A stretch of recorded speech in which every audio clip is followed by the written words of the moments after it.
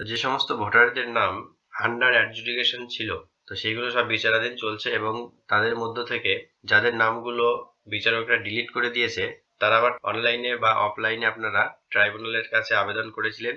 তো আবেদন করার পর আপনার ভোটার লিস্টে নাম উঠলো কিনা বা আপনার আবেদনটি অ্যাকসেপ্ট বা রিজেক্ট হলো কিনা সেটা আপনারা কিভাবে চেক করবেন, তো সেটি আজকে এই ভিডিওতে দেখাবো। আপনি নিজে স্ট্যাটাস দেখে নিতে পারবেন আপনারা বাড়িতে বসে কিভাবে চেক করবেন যে আপনার অ্যাপ্লিকেশনটি অ্যাকসেপ্ট বা রিজেক্ট হলো কিনা বা ভোটার লিস্টে নাম আবার উঠলো কিনা। তো চলুন সেটি দেখে নিই। তো প্রথমে গুগলে আসবেন, গুগলে এসে লিখবেন NVSP, national voter service portal.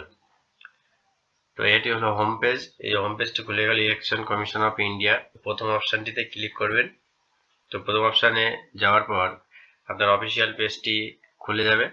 এই যে দেখতে পাচ্ছেন submit for appeal individual under adjudication, এখান থেকে আপনারা ট্রাইব্যুনালের কাছে অ্যাপিল করেছিলেন।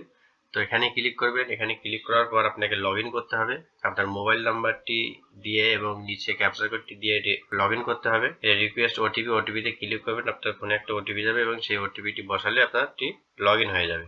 তো এখানে আপনি যে কোনো কারোর মোবাইল নাম্বার দিয়ে লগ ইন করতে পারেন যা রেজিস্টার করা আছে।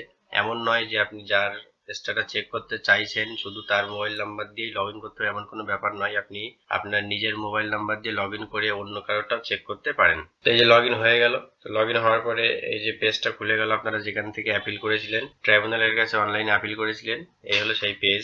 এখান থেকে আপনি বাঁদিকে আসবেন, বাঁদিকে দেখতে পারবেন track appeal for individual under adjudication, এই অপশনটিতে ক্লিক করবেন। এই অপশনটিতে ক্লিক করলে আপনার এই পেজটি খুলবে। তো এখানে আপনি এপিক নাম্বার বা এন্টার অ্যাপিল আইডি, আপনি যখন ট্রাইব্যুনালের কাছে অ্যাপিল করেছিলেন তার একটা আইডি ছিল, সেই আইডি দিয়ে আপনি চেক করতে পারেন স্ট্যাটাস, বা আপনার ভোটার নাম্বার দিয়েও আপনি স্ট্যাটাস চেক করতে পারেন। তো আমি এখান থেকে ভোটার নাম্বার দিয়ে চেক করব। তো এখানে ভোটার নাম্বারটি লিখতে হবে। আপনি যার স্ট্যাটাসটি চেক করতে চান ভোটার নাম্বারটি লেখার পর সার্চ বাটনে ক্লিক করবেন।